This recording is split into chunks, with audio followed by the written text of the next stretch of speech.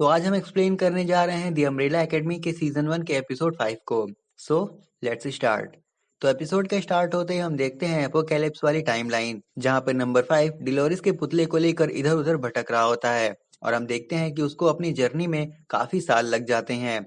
हमें दिखाया जाता है कि नंबर 5 अब बूढ़ा हो चुका है और किसी जगह पर बैठा हुआ है और वो जगह किसी स्कूल के जैसी दिख रही होती है, जहाँ पे काफी सारे कैलकुलेशंस किए गए हैं जो कि ऑब्वियस है नंबर 5 ने किए होंगे। तभी वो डिलोरिस के साथ बात करने लगता है और हम देखते हैं कि वो किसी वाइन के बारे में बात कर रहा होता है और तभी उसे एक आवाज सुनाई देती है और जब वो घूम के देखता है तो उसे एक औरत दिखाई देती है ब्रीफ केस के साथ। नंबर 5 उस औरत को शूट करने ही वाला होता है कि तभी फ्लैशबैक खत्म होता है और हम देखते हैं कि नंबर 5 लूथर को ये सारी बातें बता रहा होता है, जिसपे लूथर कहता है कि ये सब कब होने वाला है, दी अपोकैलिप्स जिसके बारे में तुम बात कर रहे हो। जिसपे नंबर 5 बताता है कि उसे एग्जैक्ट टाइम तो नहीं पता, लेकिन उसके अकॉर्डिंग 4 दिनों में दुनिया खत्म हो जाएगी। जिसपे लूथर कहता है कि तुमने हमें पहले क्यों नहीं बताया, हम कुछ मदद कर सकते थे। जिसपे नंबर 5 कहता है कि उससे कोई फर्क नहीं पड़ने वाला क्योंकि तुम लोगों ने ऑलरेडी सब कुछ ट्राई किया था।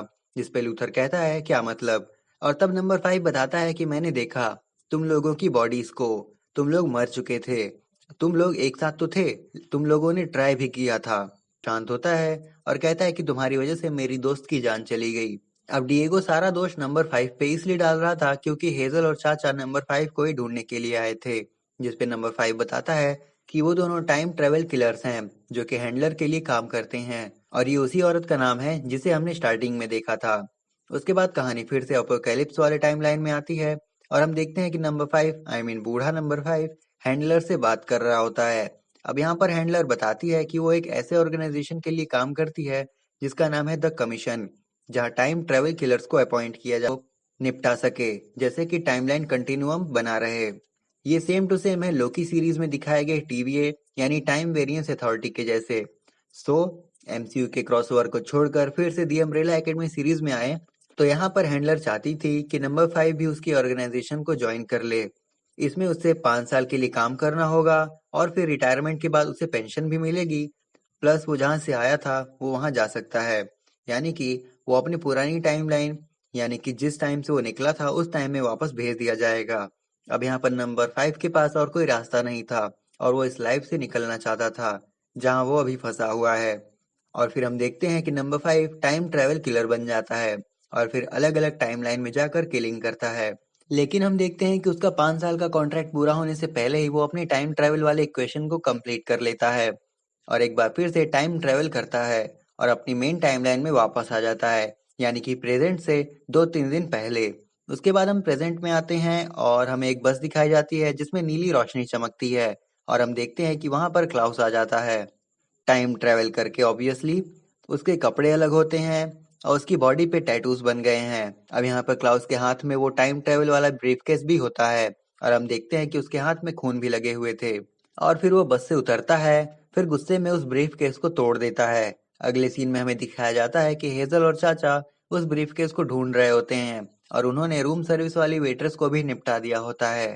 तभी उन्हें उनकी ऑर्गेनाइजेशन से एक मैसेज मिलता है जिसमें लिखा था कि बिना परमिशन के 1968 में ट्रैवल करना ऑर्गेनाइजेशन के रूल्स के वायलेशन है और अब उन्हें इसका एक्सप्लेनेशन चाहिए, जिससे वो लोग समझ जाते हैं कि ये सब क्लाउस ने किया है। अगले सीन में हम देखते हैं कि क्लाउस अम्ब्रेला एकेडमी में अपने बाथरूम में नहा रहा होता है।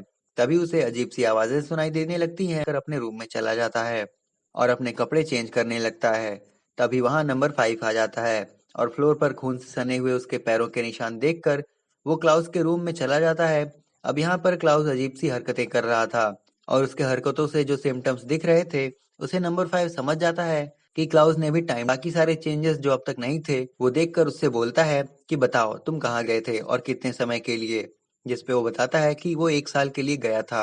जिसपे नंबर 5 क्लाउस से उस ब्रीफकेस के बारे में पूछता है, जिसपे क्लाउस बताता है कि उसने वो ब्रीफकेस तोड़ दिया। अब यहाँ पे नंबर 5 कहता है कि तुम्हें पता नहीं है कि तुमने क्या कर दिया, वो लोग हमारी जान के पीछे पड़ जाएंगे जो कि वो ऑलरेडी मेरे पड़े हैं। और फिर हम देखते हैं कि नंबर 5 कोई मैसेज लिखता है। उसके बाद हमें दिखाया जाता है कि नंबर 5 अपने रूम में जाकर हर जगह इक्वेशन सॉल्व कर रखा था, जिसके अकॉर्डिंग उसने 4 ऐसे लोगों को ढूंढा था जिनको मारने से टाइमलाइन में डिस्टरबेंस होगी और फिर एपोकैलिप्स रुक जाएगा। अब इतना सब कैलकुलेट करने के बाद नंबर 5 उन आदमियों को मारने के लिए निकल देता है, जिसपे लूथर उसको रोकने के लिए एक आदमी की जान नहीं ले सकते जिसने अब तक कुछ किया ही ना हो। जिसपे नंबर 5 नहीं मानता है तो लूथर डेलोरिस के पुतले को खिड़की से फेंकने की धमकी देता है और कहता है कि गन नीचे रख दो वरना मैं डेलोरिस के पुतले को खिड़की से फेंक दूंगा। अब डेलोरिस का पुतला नंबर 5 की कमजोरी थी और न चाहते हुए भी नंबर 5 को उसकी बात माननी पड़ती है। अगले सीन में हम देखते हैं कि पोगो ग्रेस को रिपेयर कर रहा होता है। हम देखते हैं कि डिएगो कहीं जा रहा होता है जिसपे क्लाउस भी उसके साथ जाने की जिद करता है क्योंकि उसे ड्राइविंग नहीं आती थी। फिर सीन कट होता है और हम देखते हैं कि एलिसन एक लाइब्रेरी में बैठ के लेनर्ड के बारे में रिसर्च कर रही होती है और एक अनजान सा एड्रेस और हम देखते हैं कि हुई थी और वो वान्या की बुक पढ़ रही थी। अब हम देखते हैं कि डिएगो और क्लाउस साथ में बैठकर जा रहे होते हैं लेकिन डिएगो क्लाउस की टांग खींच रहा होता है क्योंकि वो पहली बार इतना चुप था। डिएगो बताता है कि लास्ट टाइम जब क्लाउस चुप था तो वो 12 साल के थे क्योंकि उस वक्त क्लाउस अपनी मॉम की हील्स पहन के सीढ़ियों से उतर रहा था और फिसल के अपना जबड़ा तोड़ लिया था और करीब 8 हफ्तों तक उसे मुंह बंद करके रखना पड़ा था। उसके बाद कार चल रही होती है तभी क्लाउस कहता है कि यहाँ पर ही रोक दो और फिर वो एक्स सोल्जर्स के बार में चला जाता है। वहां जाकर वो एक शॉट पीता है और फिर एक तस्वीर को देखकर रोने लगता है। तभी डिएगो वहां आ जाता है और उससे पूछता है कि तुम यहाँ क्या कर रहे हो, सब कुछ ठीक तो है ना। अब उसे कुछ समझ तो नहीं आ रहा था लेकिन फिर भी वो क्लाउस को चुप होकर वहां से निकलने को कहता है। लेकिन तभी वहां पर एक बुढ़ा आदमी आ जाता है जो कि प्रोबेबली एक एक्स सोल्जर है और अभी रिटायर हो गया है और वो आदमी उन दोनों को वहां से निकलने के लिए कहता है और कहता है कि ये बार सोल्जर्स के लिए है। और यहीं पे क्लाउस भड़क जाता है और उस आदमी से झगड़ा करने लगता है जिसपे क्लाउस डिएगो और वहाँ के कुछ आदमियों के बीच हाथापाई भी हो जाती है। और इसी बीच हमें वहाँ की फोटो दिखाई जाती है और उस फोटो में हम देखते हैं कि उन सोल्जर्स के ग्रुप में सोल्जर्स के कपड़े पहने हुए क्लाउस भी था जिससे कि हम ये जान सकते हैं कि टाइम ट्रेवल करके क्लाउस वॉर के टाइम गया था। अगले सीन में हम देखते हैं कि हेजल दोबारा उस कॉफी शॉप में जाता है और उस बूढ़ी औरत यानी एग्नेस से बात करने लगता है और वो दोनों एक साथ बैठ के लंच करते हुए अपने अपने करियर के बारे में और अपने अपनी लाइफ के बारे में बात करते हैं। और यहीं पे हमें उन दोनों के बीच का अजीब सा रोमांस भी देखने को मिलता है। And at the same time at same place Klaus Diego को बताता है कि उसने अपने किसी चाहने वाले को खोया था जिसकी वजह से वो गम में है। वो दोनों बात कर ही रहे होते हैं कि डिएगो को हेजल दिखता है जिससे क्लाउस भी रिकवर दोनों उसकी कार के पीछे लग जाते हैं और उसका पीछा करते हुए उस होटल पर पहुंच जाते हैं जहां पर हेजल और चाचा रुके हुए थे। अगले सीन में हम देखते हैं कि लाइब्रेरी से निकलने के बाद एलिसन वान्या के घर जाती है और उसे लेनर्ड के बारे में बताती है जिसपे वान्या भड़क जाती है क्योंकि उससे पहली बार कोई ऐसा मिला था जो कि उस पर ट्रस्ट करता था और पहली बार वान्या को कोई इतना स्पेशल लग रहा था इसलिए वान्या एलिसन को वहां से जाने को कह देती है। फिर सीन कट होता है और हम देखते हैं हेजल और चाचा रूम में बैठकर बात कर रहे होते हैं। तभी डिएगो उनकी कार के नीचे एक ट्रैकर लगा देता है और जाकर अपनी कार में बैठ जाता है। हम देखते हैं कि थोड़ी देर बाद हेजल और चाचा उन्हें कार में देख लेते हैं इसलिए वो दोनों प्लान बनाते हैं वहां से निकलने का क्योंकि उन्हें नंबर 5 का मैसेज मिल गया था कि ब्रीफ केस उसके पास है। अब वो दोनों वहां से निकलने लगते हैं और निकलते वक्त डिएगो के ऊपर फायरिंग कर देते हैं और डिएगो के हाथ में गोली लग जाती है। फिर क्लाउस उसे कवर में खींच के बचा लेता है और जब वो लोग अपनी कार के पास आते हैं तो देखते हैं कि उनकी कार पंक्चर हो चुकी थी। अगले सीन में हम देखते हैं कि वान्या फर्स्ट चेयर के लिए ऑडिशन दे रही होती है और वान्या वायलिन बजाने लगती है।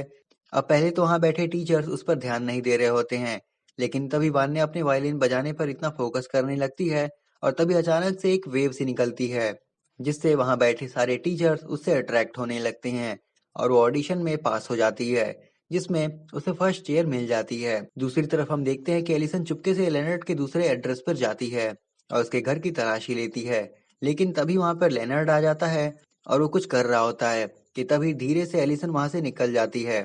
फिर सीन कट होता है और हम देखते हैं कि लूथर और नंबर 5 ब्रीफकेस लेकर एक सुनसान जगह पर कार में बैठे रहते हैं। तभी वहां पर हेजल और चाचा आ जाते हैं। अब यहाँ पर नंबर 5 कहता है कि वो ब्रीफकेस को तोड़ देगा अगर उन्होंने उसकी बात नहीं मानी तो। और हम देखते हैं कि नंबर 5 उनसे एक डील करता है कि वो उसकी बात उनके लीडर यानी हैंडलर से कराएं। अब वो लोग बात कर ही रहे होते हैं कि तभी एक आइसक्रीम वैन में क्लाउस और डिएगो आ जाते हैं और हेजल और चाचा को उड़ा देते हैं। और जब वो आइसक्रीम वैन उनको उड़ा रही होती है हेजल और चाचा गोली चलाते हैं जिसमें एक गोली लूथर की तरफ आ रही होती है। लूथर नंबर 5 को बचाने के लिए उसके सामने आ जाता है और तभी हम देखते हैं कि टाइम रुक जाता है और वहां पर नंबर 5 के सामने हैंडलर आ जाती है। अब वो दोनों आपस में बात करते हैं और फिर नंबर 5 फिर से हैंडलर के साथ एक कॉन्ट्रैक्ट कर लेता है जिसमें उसकी फैमिली को एपोकैलिप्स से बचा लिया जाएगा और बदले में नंबर 5 उनके लिए फिर से काम करेगा, और वो भी एक अच्छी पोस्ट पर।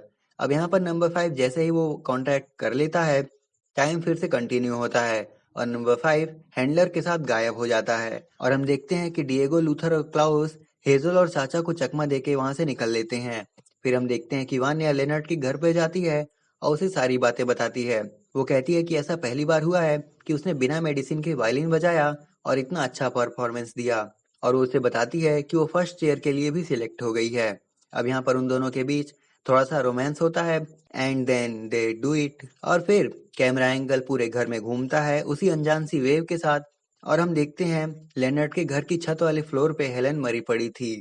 उसके बाद हमें अम्ब्रेला एकेडमी दिखाई जाती है, जहाँ पर पोगो ग्रेस को ठीक कर चुका था, और वो ग्रेस से कहता है कि तुम्हें याद है कि यहाँ पर क्या हुआ था, जिस पे ग्रेस समझ जाती है और कहती है हाँ, उसे सब कुछ याद है। जिस पे पोगो कहता है कि ये बात बच्चों को पता नहीं चलनी चाहिए, जिस पे वो फिर से समझ जाती है और कहती है कि ठीक है, और यहीं पे एपिसोड 5 खत्म हो जाता है। उम्मीद करता हूँ कि वीडियो आप सबको पसंद आई होगी, और अगर आई है तो इसे लाइक और शेयर करें और चैनल को सब्सक्राइब करें। हम मिलते हैं आपसे नेक्स्ट वीडियो में, तब तक के लिए सायोनारा।